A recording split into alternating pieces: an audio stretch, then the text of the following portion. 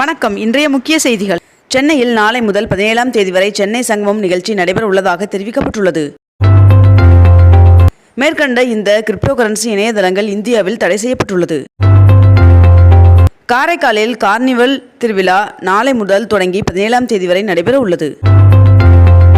2023ஆம் ஆண்டிற்கான பெரியார் மற்றும் அம்பேத்கர் விருதுகளை முதலமைச்சர் மு க ஸ்டாலின் அவர்கள் வழங்கினார்.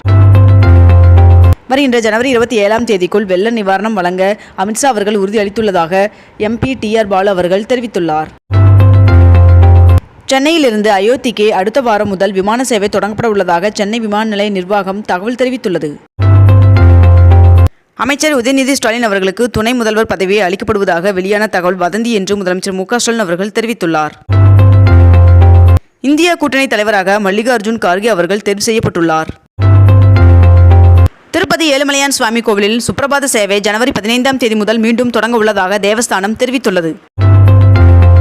தமிழகத்தில் வட்டார கல்வி அலுவலர் பணியிடங்களுக்கு விண்ணப்பித்தவர்கள் தங்களது விண்ணப்பங்களில் ஆன்லைன் மூலம் திருத்தங்களை மேற்கொள்வதற்கு கால அவகாசம் வருகின்ற 17ஆம் தேதி வரை வழங்கப்பட்டுள்ளது. சபரிமலை ஐயப்பன் சுவாமி கோவிலின் மகரவிளக்கு பூஜை வருகின்ற 15ஆம் தேதி நடைபெற உள்ளதாக தெரிவிக்கப்பட்டுள்ளது. நடப்பு நிதியாண்டில் ஜனவரி 10ஆம் தேதி வரை 14 கோடியே 70 லட்சம் ரூபாய்க்கான நேரடி வரி வசூலாகி உள்ளது என்று வருமான வரித்துறை தெரிவித்துள்ளது.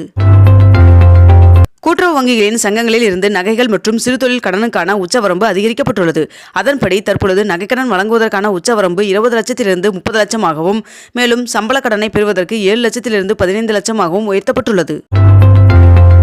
அயோத்தி ராமர் கோவில் கும்பாபிஷேக விழாவிற்கு குடியரசுத் தலைவர் திரௌபதி முர்மு அவர்களுக்கு அழைப்பு விடுக்கப்பட்டுள்ளது.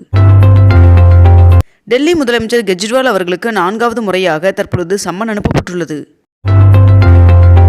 டெல்லியில் இன்று தமிழக நாடாளுமன்ற உறுப்பினர்கள் உள்துறை அமைச்சர் அமித்ஷா அவர்களை சந்திக்கின்றனர். இன்று முதல் 5 நாட்களுக்கு வங்கிகளுக்கு தொடர் விடுமுறை அறிவிக்கப்பட்டுள்ளது. மாநகர பேருந்துகளில் 1000 ரூபாய் மாதாந்திர சலுகை பயண அட்டை வழங்கப்படும் கால அவகாசமானது ஜனவரி 23ஆம் தேதி வரை நீட்டிக்கப்பட்டுள்ளதாக மாநகர பேருந்து போக்குவரத்து கழகம் அறிவித்துள்ளது. வருகின்ற ஜனவரி 14ஆம் தேதி டெல்லியில் உள்ள மத்திய இணையமைச்சர் எல் முருகன் அவர்களின் இல்லத்தில் நடைபெறும் பொங்கல் விழாவில் பிரதமர் நரேந்திர மோடி அவர்கள் கலந்து கொள்ள உள்ளதாக தகவல் வெளியாகியுள்ளது. கொடநாடு வழக்கில் அதிமுக பொதுச் செயலாளர் எடப்பாடி பழனிசாமி அவர்களின் சாட்சிய பதிவு சென்னை உயர்நீதிமன்றத்தில் தாக்கல் செய்யப்பட்டுள்ளது. மகாராஷ்டிராவில் 17,840 கோடியில் கட்டப்பட்டுள்ள இந்தியாவின் மிக நீளமான கடல் பாலமான அடல் பாலத்தை பிரதமர் நரேந்திர மோடி அவர்கள் நேற்று திறந்து வைத்துள்ளார். போக்குவரத்து ஊழியர்களுக்கு சாதனை ஊக்கத்தொகையை தமிழக அரசு அறிவித்துள்ளது. சென்னை தீவுத்திடலில் தமிழ்நாடு சுற்றுலாத்துறை சார்பில் ஏற்பாடு செய்யப்பட்டுள்ள 48வது இந்திய சுற்றுலா மற்றும் தொழில் பொருட்காட்சியை அமைச்சர் உதயநிதி ஸ்டாலின் அவர்கள் தொடங்கி வைத்துள்ளார். பொங்கல் பண்டிகையை முன்னிட்டு இன்றும் நாளையும் சென்னை எழும்பூரிலிருந்து நாகர்கோவிலுக்கு வந்தே பாரத் சிறப்பு ரயில் இயக்கப்பட உள்ளதாக தென்னக ரயில்வே அறிவித்துள்ளது.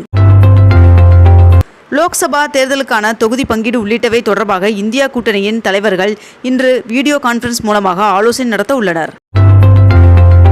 முதுநிலை மருத்துவம் படித்த மாணவர்கள் 2 ஆண்டுகள் அரசு மருத்துவமனையில் பணியாற்ற வேண்டும் என்ற விதிகளில் தளர்வு அளிக்கப்பட்டு அதற்கான அரசாணை வெளியிடப்பட்டுள்ளது. அமைச்சர் செந்தில் பாலாஜி அவர்களின் ஜாமீன் மனு தள்ளுபடி செய்து சென்னை முதன்மை அமர்வு நீதிமன்றம் அதிரடி உத்தரவு பிறப்பித்துள்ளது. சென்னையில் இன்று 22 கேரட் ஆவண தங்கத்தின் விலை சவரனுக்கு 200 ரூபாய் அதிகரித்து 1 சவரன் 46,760 ரூபாய்க்கு விற்பனையாகிறது. அதேபோல் 1 கிராம் வெள்ளியின் விலை 78 ரூபாய்க்கு விற்பனை செய்யப்பட்டு வருகிறது. இத்துடன் இன்றைய தலைப்புச் செய்திகள் நிறைவடைகின்றன. மேலும் இதுபோன்ற அண்மை தகவல்களை உடனுக்குடன் தெரிந்து கொள்ள நமது அக்னிபூ சேனலை சப்ஸ்கிரைப் செய்து கொண்டு தொடர்ந்து இணைந்திருங்கள். நன்றி, வணக்கம்.